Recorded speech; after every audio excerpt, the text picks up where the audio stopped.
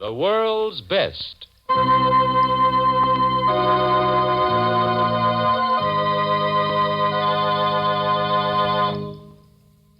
The National Broadcasting Company brings you again the world's best. Stories of love and hatred, of beauty and death. The world's best. The works of the greatest authors in the history of literature. Dickens, Dumas, and Voltaire, Joseph Conrad, Chekhov, and de Maupassant. All these authors and many, many others are represented on this program in radio adaptations by Ranald R. McDougall. Enjoy the world's best.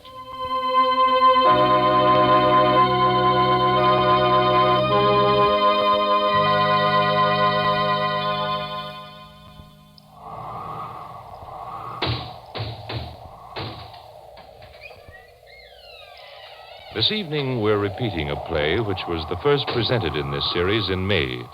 The story is called The Room Without a Door and is based upon La Grande Bretèche by Honoré de Balzac, great French writer of the 19th century. La Grande Bretèche is an old gray house a few miles outside the village of Vendôme. When our story begins, the roof of this house has long since fallen in. The balconies are covered with sparrows' nests. Weeds have overgrown the once beautiful gardens. The warped shutters flap mournfully in the wind, and the great oaken door swings upon its rusty hinges unattended. Everywhere an invisible hand has written the words, mystery and desolation.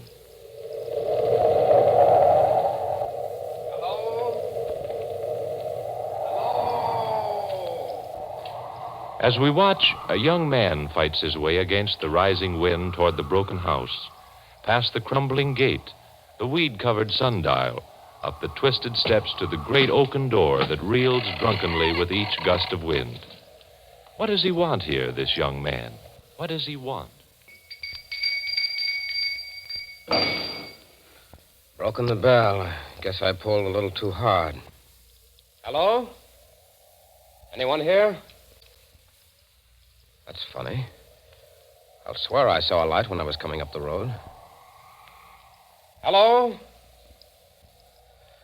Oh, well, if there's no one here to welcome me, at least there's no one here to keep me out. I'll go in and make myself comfortable. What do you want here, young man? What? Oh, I didn't see you standing there in the dark. I am Jacques de Marais. So? What do you want here? Didn't my lawyer inform you? I've inherited this estate. Well, I wish you much pleasure of it. Come in, young man. Oh, thank you. I think I will. Raw night out, isn't it? I said... Yes, I heard you. You stand there while I light the lamps. We still have lamps here, you know. Your great-uncle wouldn't allow any modern improvements. After his wife died, the house was allowed to become as you see it now. Sit down. Oh, thank you. You're my great-aunt's maid, aren't you? You were, that is. I was. My name is Rosalie. Yes. I am Jacques de Marais. So you said. Oh, yes. Well, Rosalie, you and I must be great friends. Oh, you'll have to tell me all about the fascinating legends about this wonderful old house. Well, it does have legends, doesn't it? Yes, it does. I see. Well, that's fine. Now, may I look around? Nothing to see, only empty rooms. You can see them in the morning. In the morning? Oh, yes, I suppose I might as well stay the night now that I'm here. You can have my bed. It's the only one left in the house. Well, that's very kind of you, very. There's no other furniture left in the house, I think you said? None, except the bed and the chair you're sitting in. It belonged to your great-uncle. He sat there after your aunt died, from dawn until dark. And after dark? He slept in that chair also. He never left this room. But the rest of the house? He was afraid to go into any other room but this. Afraid? Why? Are there ghosts in the house? Perhaps. No one is sure. Your aunt knew, but she died without telling. I don't understand. Nor does anyone. But you shall hear the story. It was your uncle's last wish. He asked me to stay here until you came. Give you this. Here. The light's dim. Oh. It's a silver crucifix. Looks like Spanish work. Figures beautifully done. It was your aunt's. She died with it in her hand, staring at the room without a door. What's that? It is the curse of the house, and the story your uncle asked me to tell you. On the floor above, overlooking the gardens, was your aunt's parlor and bedroom. She also had a tiny dressing room once, no windows in it, just the door, which is gone now. That's the room I told you of, the room without a door. Oh, this house is like an old man now. But once these rooms were filled with laughter and gay voices. Your uncle was a brilliant man, and your aunt a beautiful woman. They entertained often, and those they invited were happy to come. I'm so happy that you were kind enough to ask me here, Josephine. Your evenings are always so delightful. Josephine. Oh, sorry, Amelia. I didn't quite catch what you said. I was looking at that dark young man over there. I don't believe I know him. Oh, I thought everyone knew. That's the Spanish officer. What's his name? Oh, dear. Oh, my. Oh, So, well, Spanish. I do wish the French uniforms were a bit more on the exotic side, more tights and less braid, you know, but then... Tut, Amelia, don't be wicked. But tell me, what in the world is a Spanish officer doing here in Vendôme? We're still at war with Spain, aren't we? I suppose so. Not that it matters dreadfully. I believe he's some sort of a prisoner or something. I'll call him over. Amelia! Oh, nonsense. It's your party. You have a right to know your guests. Young man, come here. Oh, my. Doesn't he walk nicely, though? Madame, I'm at your pleasure. You really? Well, so nice of you. Oh, but you naughty boy, you haven't paid your respect to the Countess, your hostess. Oh. Josephine, this is Burgos the, Spanish officer. Burgos de Felicidad y Córdoba and Ferediac, madame. Enchanté. Yes, you should be. She's quite the most attractive thing in this awful province. Amelia! Oh, tut yourself, Josephine. And now, if you'll pardon me, I want to speak to General Beaumarchais about changing the French uniform. Nice lady. She's been kind to me. Tonight I'm even more in her debt than before. For the first time, I find something in this place to make my presence here bearable. Do the Spanish always make love to women directly upon meeting them? No, madame, it is not always necessary that we meet them first. I see. Tell me, Don Ferrer-Diaz, I'm curious to know why you're here in Vendôme. I'm a prisoner of war. I've given my parole to your emperor, and I'm in the custody of the Count, your husband. He was kind enough to ask me here this evening. Strange he hasn't mentioned you. But then he has been rather occupied recently. Oh, madame, I cannot conceive of any occupation important enough to distract a man fortunate in being your husband. You speak our language very well, Don Ferrer-Diaz. I presume that you've had a great deal of practice. Madame, I'm a dead man. Your aim is unerring. Yours is not, Don Ferrer-Diaz. And I can assure you that your opinion of French women, which seems to be based upon an acquaintance with various Parisian shopgirls, is not at all likely to make you popular in Vendôme. Oh, madame, an intelligent woman is a dreadful thing. However, I'm not easily discouraged. Nor insulted, I see. Madame, I'm the most fortunate of men. In my travels, I've encountered only two kinds of women. Good and bad? No. Intelligent and unintelligent. The distinction you mentioned does not exist. Sounds like an interesting conversation. It was, my dear Count. Mm-hmm. I was telling your wife that between the choice of living a free man in Spain and being a prisoner in France, there is little distinction. Oh, it's nice of you to say so, Don Ferrer-Diaz. Clever of him to say so, husband. And now, if you'll pardon me, I'll see that our guests are looked after. Charming woman. Isn't she, Don Ferrer-Diaz? Indeed, yes. And intelligent. An interesting combination. Very.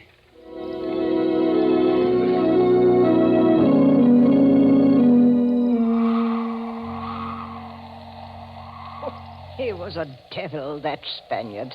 I know. Your aunt was not the only woman in Van Dorme. Never mind. Nels not a big man, but he was well grown. He had very small hands, and he treasured them. He had as many brushes for his hands as a woman has for a whole dressing table. He left them behind. I have them still. Where did he go? The village, they said he had violated his parole, escaped the country. Only your aunt knew. She never told. You can find out for yourself if you like. How so? That room without a door upstairs. Break in the wall where the door used to be, and you will know whether the Spanish officer ran away or did not. What happened in this house? What went on here? A quiet servant is like the furniture in a wealthy household. After a time, good servants cannot help overhearing conversations that were better whispered. I heard everything that night. Your aunt and uncle were beside themselves. No one else existed for them but each other and the shadow of the Spanish officer. And pride. They were both very proud, you know. It was a night like this. Your aunt had long since gone to her rooms. Your uncle had been playing billiards with a neighbor until very late. A beautiful shot. That does it, Albert. I'm utterly routed. An excellent game, and the 40 francs you owe me add to my pleasure in beating the best billiard player in France. Oh, losing to you is a privilege, Albert. Here you are, dear friend. Thanks. It's rather late. I must get along. I'll come to the door with you.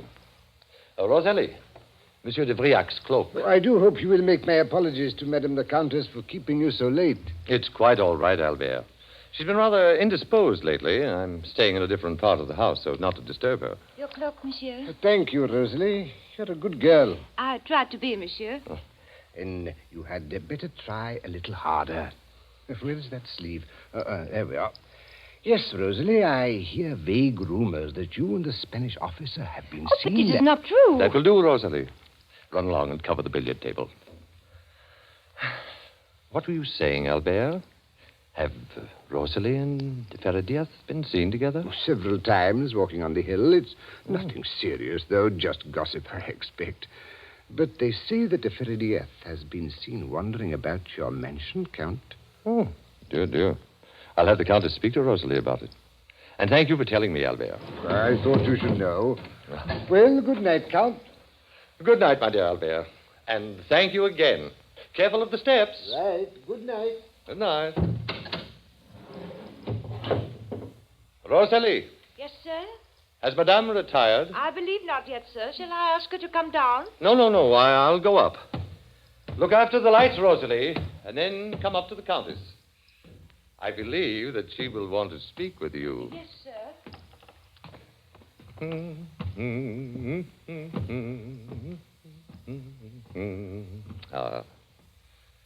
Here we are. Well, that's odd. She never talked to herself before.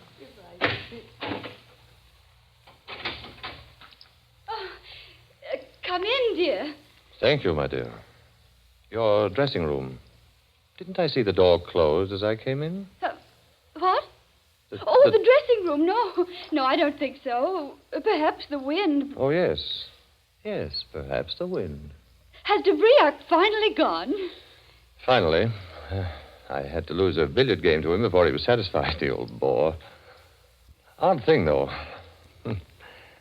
He is an old gossip, of course, but he did say something rather singular. Really? What was that? He said there was talk of that Spanish officer having been seen on the grounds at night. That's impossible. Impossible. Yes, that's what I told him. I said that Rosalie is much too proper to allow such attentions. Oh, Rosalie. Well, you know how young girls are. Yes. I know very well, my dear. Is Madame ready for the coiffure? It's all right, Rosalie. I'll put my hair up myself this evening. Oh, don't go, Rosalie. There's something you can do for me. Tomorrow, the painters are coming. You can help me move some things from Madame's dressing room. No, I mean, I don't want my dressing room painted. I like it as it is. Do you really? Strange that you should change your mind since yesterday. Madame, may I leave? Stay, Rosalie. There is someone in that room. There is no one there. Then you have no objection to my looking for myself. Wait. Before you open that door, remember this. If you find no one there, it will still be impossible for us to continue as husband and wife. You are right, madame. I will not go into that room. In either case, it would separate us forever. Josephine, I trust you. I know that you would not commit a mortal sin to save your life. Oh, Pierre. But I must ask one thing of you. Here. Take your crucifix. Swear to me before God that there is no one in there. I will believe you and will never open that door. Please, Swear. I swear it. Louder. And repeat after me. I swear before God that there is no one in that room. I swear before God that there is no one in that room. Very well. That will do. Very interesting crucifix you have there. I saw another like it recently. Let's see, where was it? Oh, yes, I believe it belonged to Burgos de Feredias. Oh, it's possible that he has one like it. I bought this from Duvivier, who got it, he said, from a Spanish prisoner who passed through here last year. Oh, really? Very interesting. Rosalie. Yes, monsieur. I believe that our new gardener was a bricklayer before he entered my employ. Was he not? I think so, sir. Go and fetch him. Tell him to bring his tools and some mortar and bricks from the stable, and hurry. Yes, sir. Yes, of course, sir. What are you going to do? My dear, I told you that I'd never open that door. I will not. Nor will anyone else.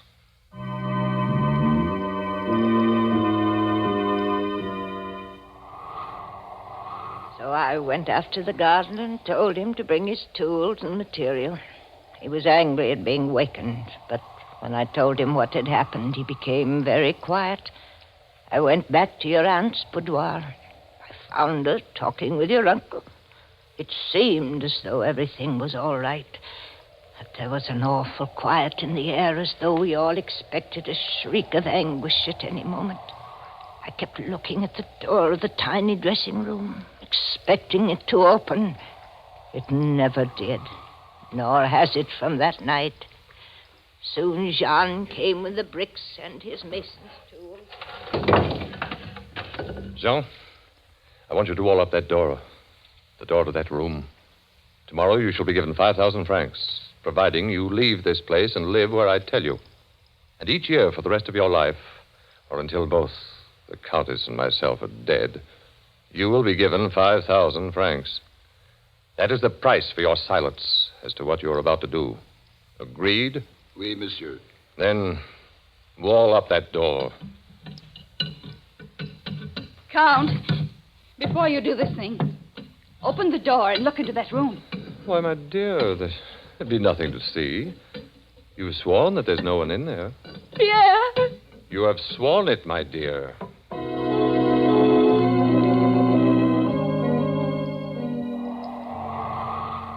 By morning it was done. The room no longer had a door. All that night your uncle watched the workmen putting in the bricks. Up and down he walked, watching the door, the mason, and your aunt. He never said a word. Your aunt sat on the edge of her bed and stared dully as the work went on, clutching the silver crucifix in her hand. In the morning, the workmen went away. Your uncle stood there silently for a long time, and he sent me into the next room for his cloak. Josephine. Josephine. What is it? I must go to the city and make arrangements to pay the workmen. You will lie down and rest while I'm gone. All right. Your cloak, monsieur. Thank you, Rosalie. I am depending upon you to look after the Countess. Goodbye.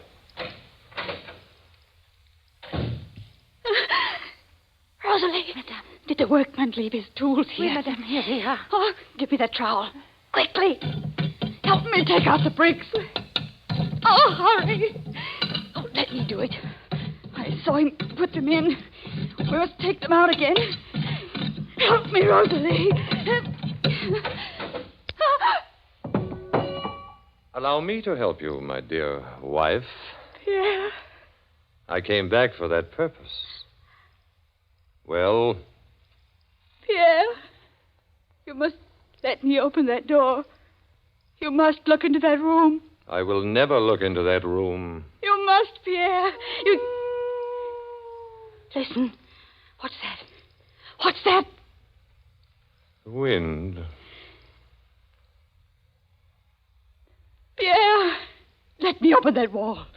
Please, I beg you. There's nothing in the room you'll be ashamed to see. I swear it to you. I wanted to have a cat. And I knew how much you hated them. That's all that's in the room, Pierre. A cat. I swear it. You've already sworn that the room is empty.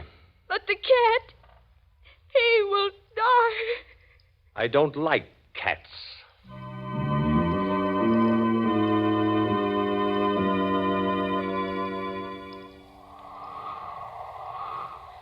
Your aunt and uncle were locked in that room for nearly a month.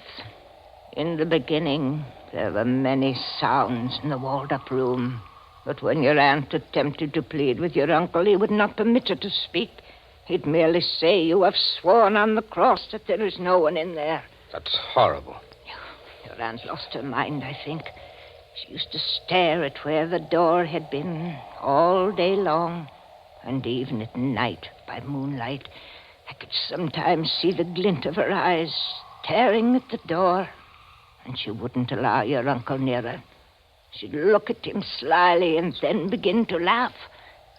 He was miserable. And why didn't Uncle let her open up that room? Must have been terrible for him. Always wondering. And he did wonder about it.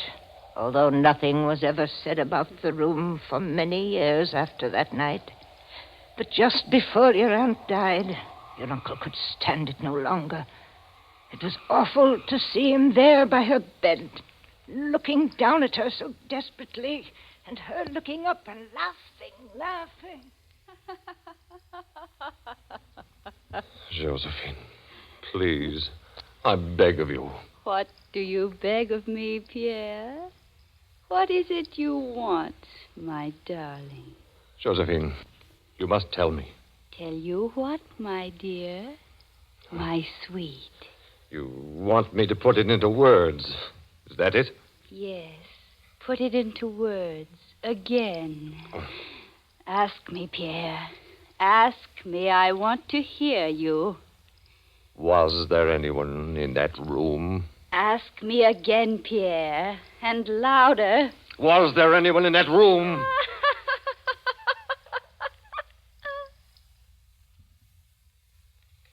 Josephine, listen to me. Yes, my sweet, my precious. You are going to die, Josephine. I will not die. Yes, you will die. And not long from now. Each second that passes brings you closer to the grave. What do you want now, madman? You can't hurt me anymore. I'm finished. Dried out. There's no pride in me. No spirit. No love, my darling. Nothing that would be of any use to you or anyone. All my life is contained in that room without a door. When you walled it up, you locked away everything that was beautiful between us. Now, what do you want with this talk of death? Tell me what I wish to know. I will not tell you. I swore that the room was empty. I pleaded with you to open it and see for yourself. You would not. Let the matter rest as it is. Josephine, yes or no? Was there anyone in that room? Look for yourself. Josephine, you are dying. It doesn't matter. You said yourself there's nothing left in you. That's true of me also. And I will die soon, too. But you will die in peace. Look for yourself. Josephine. Look for yourself, do you hear me? If you want to know whether or not the room is empty, open it up and look for yourself. Then you'll know, not before. I'll never tell you, Pierre. I'll never tell you. I'll never tell you. Rosalie, Yes, sir. you saw the beginning of this. You'll stay and see the end. Don't leave us, Rosalie, until we are both dead. Oh, God have mercy on you both. Yes, quite so. Look for yourself. Oh, Rosalie, look after her, please. I'll not come here again. Oh, sir, perhaps if you would... No, it's no use. There's nothing to be done. I will never look into that room, and she will never tell me. Look for yourself.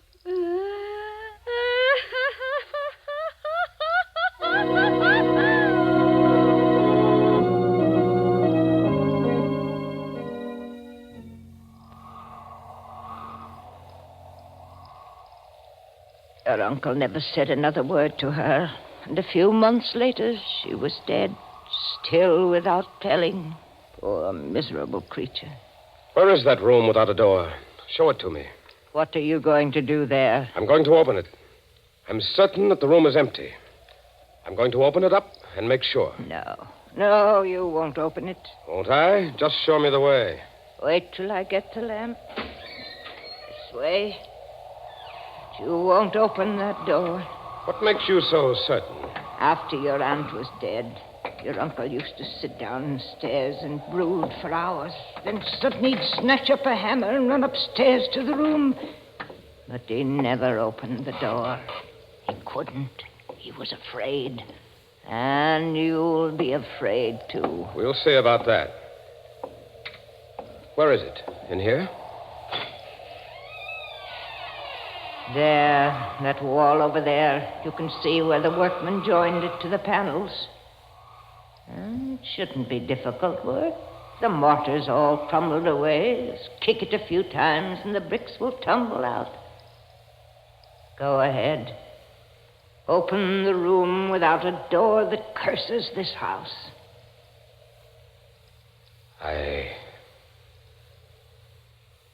I can't. If it's empty, my uncle ruined his life and my aunt's. If it is not empty, no, I can't. Leave it as it is. Leave it as it is. Your uncle used to say that. Leave it as it is. The room without a door.